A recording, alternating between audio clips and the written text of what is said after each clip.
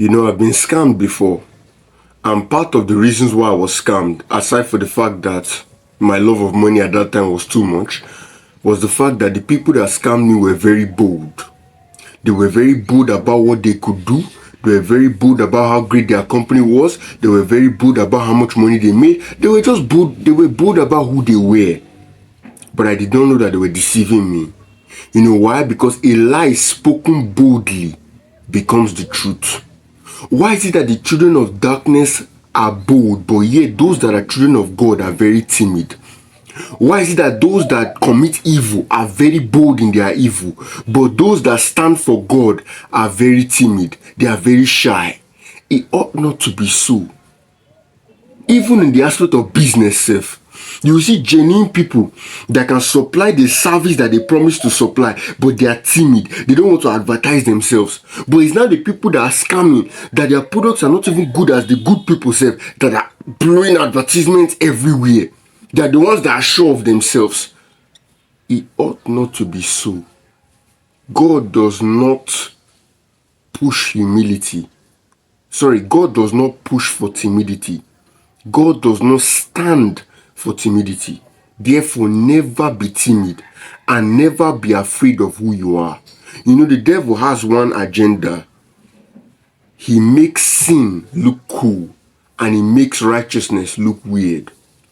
Never be ashamed for carrying the Bible and never be ashamed for standing for God.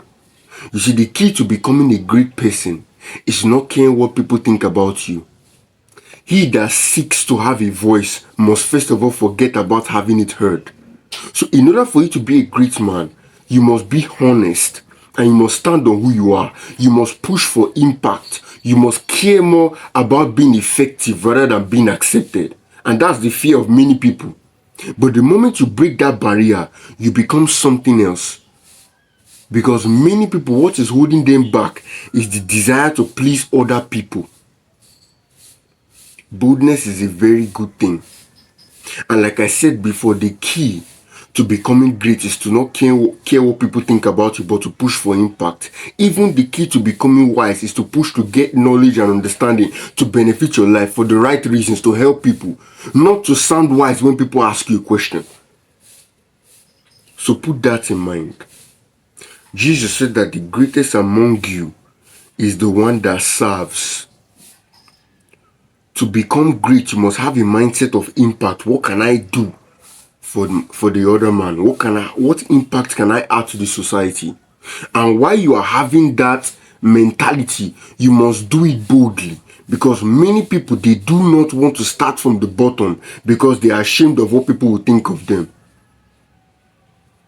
But if you can boldly start from the bottom and start building, no matter how slow you are going, as fast as you don't stop, you will get to the top.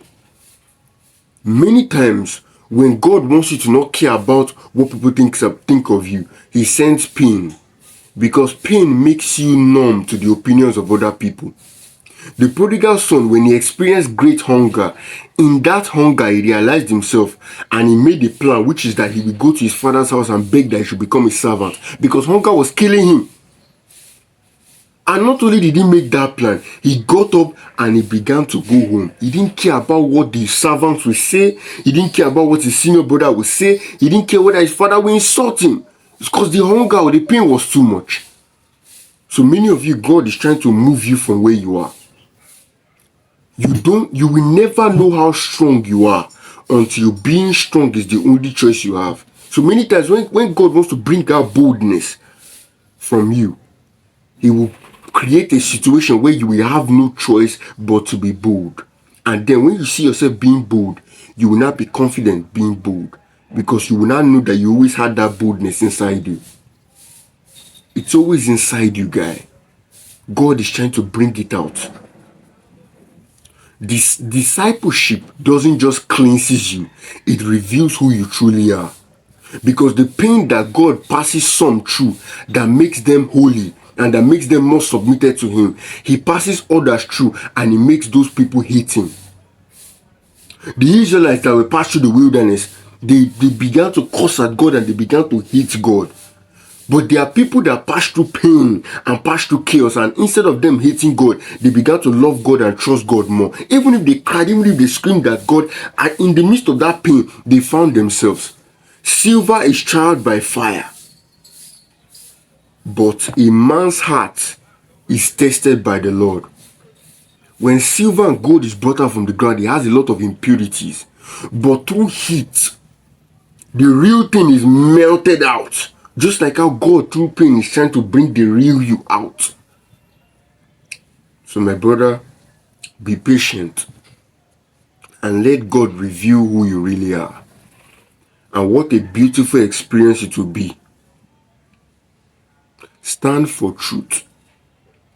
Do not be ashamed of the gospel. And be bold all the time. Remember one thing. Number has never been a reason why darkness triumphed over light. You will never lose on the side of God because the devil has more kids. Never forget that.